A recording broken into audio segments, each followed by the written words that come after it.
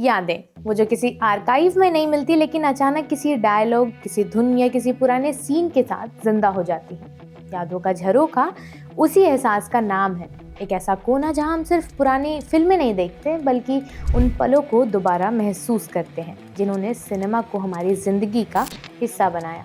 यहाँ नॉस्टैल्जिया का मतलब ये नहीं है कि पहले सब बेहतर था, बल्कि ये समझना है कि आज जो कहानियाँ हमें छूती हैं उनकी जड़ें कहाँ से निकली और वो आज भी हमें क्यों याद आती हैं। इसी झरोके से आज हम एक ऐसी फिल्म की याद लेकर आए हैं जो सालों बाद भी कोर्ट्स में जिंदा है, रील्स में तैर रही हैं और हर जनरेशन को वही सवाल पूछने पर मजबूर करती हैं कि क्या हम सच में ज़िंदगी जी रहे हैं या बस उसे निभा रहे हैं। ये कहानी है आनंद की, एक ऐसी फिल्म जो दिखने में जितनी ज़्यादा सादी है असल में उतनी ही गहरी। एक फिल्म जिसने हंसते हुए रुलाया और रुलाते हुए ज़िंदगी से प्यार करना सिखाया।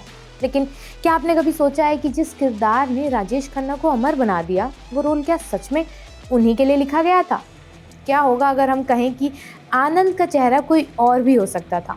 और जिस फिल्म ने रिलीज़ के दिन कॉलेज खाली करवा दिए थे, क्या वो बनते बनते कई बार ऑलमोस्ट बंद होने वाली थी? आज यादों के इस झरोके से हम उस कहानी में झांकने वाले हैं जहां किस्मत, सिनेमा और स्टारडम एक ही फ्रेम में टकराए थे और जन्म हुआ था एक टाइमलेस फिल्म का। हाय, मेरा नाम है अनु और आप देख रहे हैं यादों का झरोखा।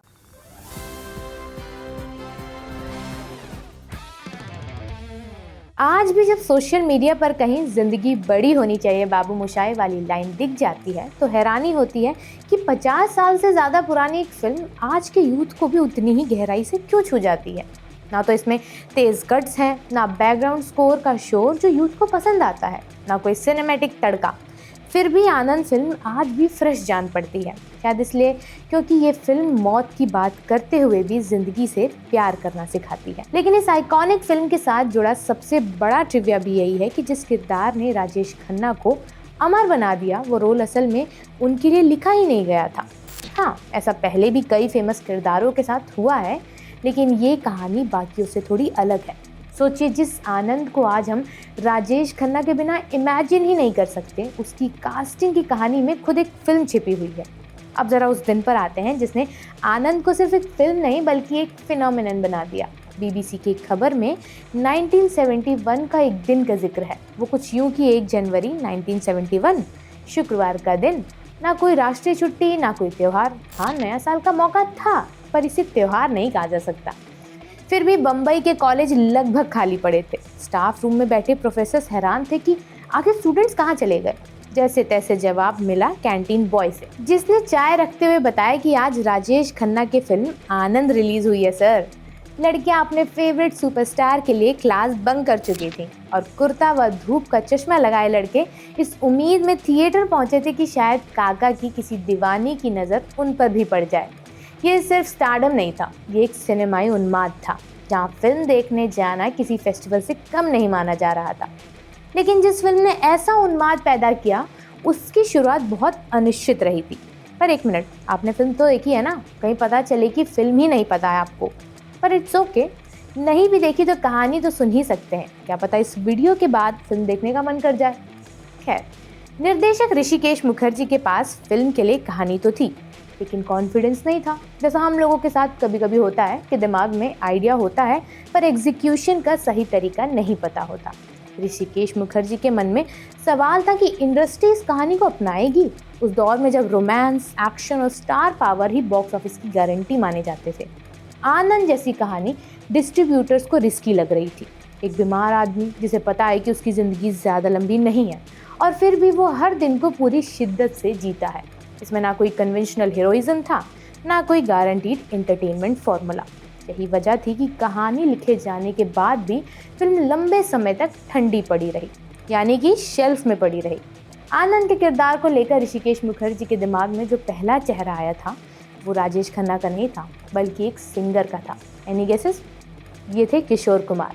ये चॉइस किसी विम की वजह से नहीं थी। किशोर कुमार उस रेयर कैटेगरी के कलाकार थे जो हंसी और उदासी को एक ही फ्रेम में जी सकते थे। उनके चेहरे पर मस्ती होती थी लेकिन आंखों में एक अजीब सी तन्हाई भी दिखती थी और यही डुअलिटी आनंद सहगल के कैरेक्टर की आत्मा भी थी। लेकिन किसी वजह से किशोर कुमार और ऋषिकेश मुखर्जी के बीच बात नहीं बन पाई। वजह तो खैर आज भी ऑफिशियली क्लियर नहीं है, लेकिन इतना तय है कि किशोर कुमार के मना करते ही फिल्म एक बार फिर अधर में लटक गई थी। इसके बाद शशि कपूर का नाम सामने आया। उनका चार्म, उनकी सॉफ्ट मैस्कुलिनिटी और उनका अंडरस्टैंडिंग अभिनय आनंद के किरदार के लिए परफेक्ट माना जा रहा था। मगर प्रैक्टिकल समस्या फिर वही थी। डेट्स, उस दौर में जब एक एक्टर के साथ कई फिल्मों में काम करता था, डेट्स ना मिलना सीधा नो माना जाता था। ना रीशेड्यूलिंग होती थी, ना वेटिंग लिस्ट। नतीजा ये हुआ कि एक बार फिर कहानी बिना चेहरे के रह गई। सोचिए डायरेक्टर को भी कितना बुरा लगता होगा। ऋषिकेश मुखर्जी के पास अब एक ब्रिलियंट सब्जेक्ट तो था, लेकिन उसे पर्दे पर उतारने के लिए सही इंसान नहीं मिल रहा था। और तभी इस कहानी में एक अनएक्सपेक्टेड मोड़ आया। राजेश खन्ना खुद ऋषिकेश मुखर्जी के पास पहुंच गए। ना कोई ऑडिशन, ना कोई रिकमेंडेशन, बस एक जिज्ञासा कि लोग कह रहे हैं कि ऋषि दा कोई अलग तरह की फिल्म बना रहे हैं। उन्होंने कहानी सुनने की इच्छा भी जताई। ऋषिकेश मुखर्जी ने भी साफ कह दिया वो यूं ही किसी को कहानी नहीं सुनाएंगे। शर्त ये थी कि अगर कहानी सुन ली तो पूरी कमिटमेंट देनी ही पड़ेगी।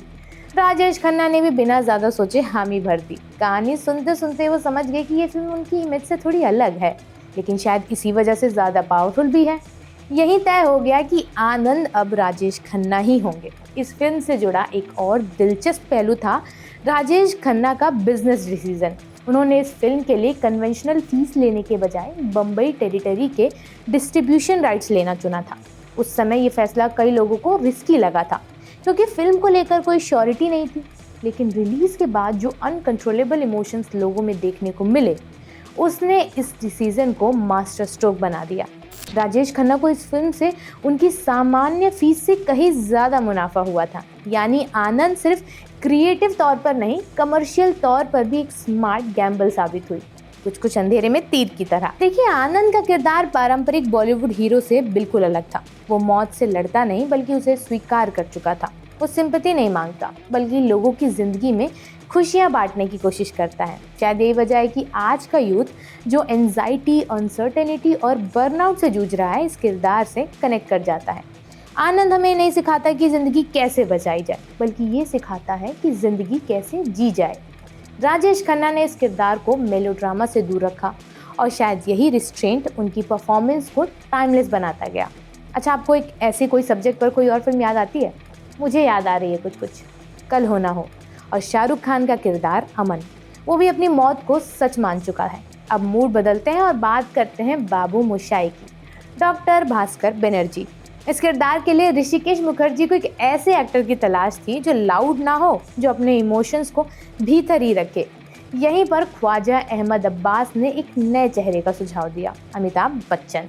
उस समय अमिताभ ना तो स्टेबल स्टार थे, ना ही ऑडियंस के भरोसेमंद नाम थे।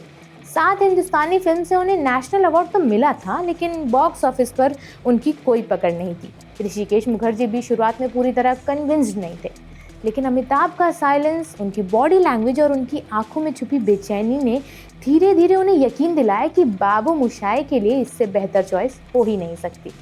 आनंद का क्लाइमैक्स आज भी हिंदी सिनेमा के सबसे इमोशनल मोमेंट्स में गिना जाता है। अमिताभ बच्चन उस सीन को लेकर बेहद नर्वस थे।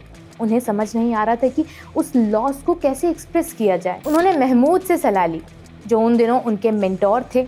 महमूद ने बस इतना कहा कि ये मान लो राजेश खन्ना सच में मर गया है। उस एक सलाह ने सीन को एक्टिंग से ऊपर उठाकर एक रॉ इमोशनल मोमेंट बना दिया। स्क्रीन पर जो दिखा वो स्क्रिप्टेड नहीं था, बल्कि इंस्टिंक्टिव रिएक्शन था। फिल्म रिलीज होने के बाद एक मशहूर जर्नलिस्ट ने राजेश खन्ना को चेतावनी दी, उस लंबे लड़के के साथ दोबारा काम मत करना, वो तुम्हें रिप्लेस कर देगा। उस समय बात मजाक जैसी लगी। राजेश खन्ना हंस दिए, क्योंकि उस दौर में अमिताभ बच्चन उनके लिए कोई थ्रेट नहीं थे। लेकिन वक्त ने साबित किया कि ये वार्निंग यूं ही नहीं थी। आनंद ने हिंदी सिनेमा में पावर शिफ्ट का एक सटल संकेत दिया था। कम बजट में सिर्फ 1 महीने में शूट हुई आनंद ने फिल्म फेयर अवार्ड्स जीते, नेशनल अवार्ड जीता और मिडिल सिनेमा की सबसे मजबूत पहचान बन गई। ये ना पूरी तरह कमर्शियल थी, ना पूरी तरह पैरेलल सिनेमा। ये उस बीच का रास्ता था जहां एंटरटेनमेंट और संवेदनशीलता एक साथ चलते हैं। शायद यही वजह है कि आनंद आज भी सिर्फ पुरानी फिल्म नहीं लगती, बल्कि जिंदगी को देखने का एक नया नजरिया लगती है। और शायद इसी कारण 1971 में कॉलेज खाली करवाने वाली ये फिल्म आज भी रील्स, कोट्स और कॉन्वर्जेशन में जिंदा है, क्योंकि आनंद सच में मरते नहीं। और यहीं आकर ये कहानी सिर्फ एक फिल्म की नहीं रह जाती, ये हमारी अपनी कहानी बन जाती है। आनंद हमें ये नहीं सिखाती कि मौत से कैसे लड़ा जाए, बल्कि ये याद दिलाती है कि ज़िंदगी को डर के साथ नहीं, दिल से जिया जाता है। शायद इसलिए आज भी इतने साल बाद ये फिल्म बोरिंग नहीं लगती, बल्कि अनकंफर्टेबल सवाल पूछती है कि कहीं हम भी तो अपनी ज़िंदगी को पोस्टपोन नहीं कर रहे। यादों का झरोका यहीं बंद नहीं होता, ये बस एक पल के लिए खुलता है ताकि हम झांक सकें, थोड़ा रुक सकें और फिर अपनी ज़िंदगी में लौट सकें, थोड़ा ज़्यादा अवेयर होकर। आज हमने झरोके से आनंद को देखा, कल किसी और कहानी को देखेंगे, किसी और दौर को महसूस करेंगे, क्योंकि पुरानी कहानियाँ सिर्फ याद करने के लिए नहीं होती, वो हमें आज बेहतर समझने में मदद करती हैं। तो अगली बार जब कहीं वो लाइन सुनाई दे, ज़िंदगी बड़ी होनी चाहिए, तो उसे सिर्फ डायलॉग मत समझिएगा, उसे एक रिमाइंडर की तरह लीजिएगा। वीडियो आपको कैसा लगा कमेंट सेक्शन में बताइएगा। आपसे फिर मुलाकात होगी अगले एपिसोड में, तब तक के लिए देखते रहिए बजट बट्टू एंटरटेनमेंट।